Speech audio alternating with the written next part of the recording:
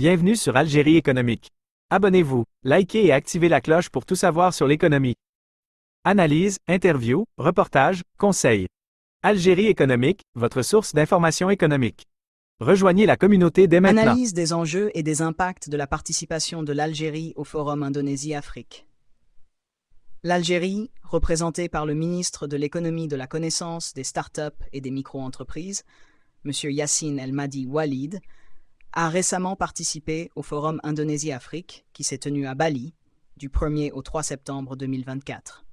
Cette rencontre stratégique, présidée par le président indonésien, constitue une plateforme importante pour le renforcement des relations entre l'Afrique et l'Indonésie. Alors que l'Algérie se positionne comme un acteur clé dans ces discussions, plusieurs questions émergent quant aux véritables enjeux et impacts économiques de cette participation. Quel impact pour les relations économiques entre l'Algérie et l'Indonésie? Le volume des échanges commerciaux entre l'Algérie et l'Indonésie a dépassé $1 milliard pour la première fois en 2022, une réalisation significative qui marque une étape importante dans la coopération bilatérale.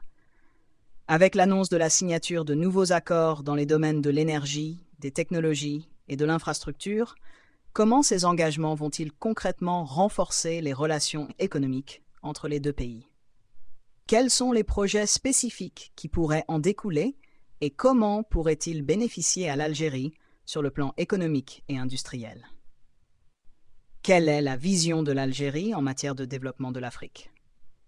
Lors de son allocution, M. El-Madi Walid a souligné l'importance de la transition de l'Afrique vers une économie basée sur la connaissance et l'innovation.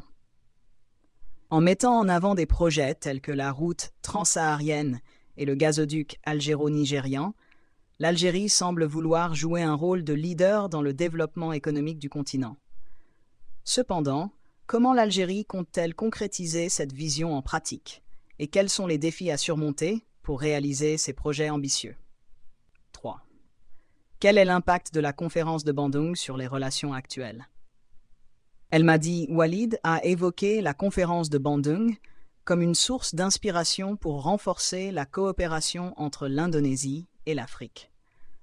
En réaffirmant la solidarité avec les peuples en quête d'autodétermination, comme le Sahara occidental et la Palestine, quelle est la portée de cette position dans le contexte diplomatique actuel?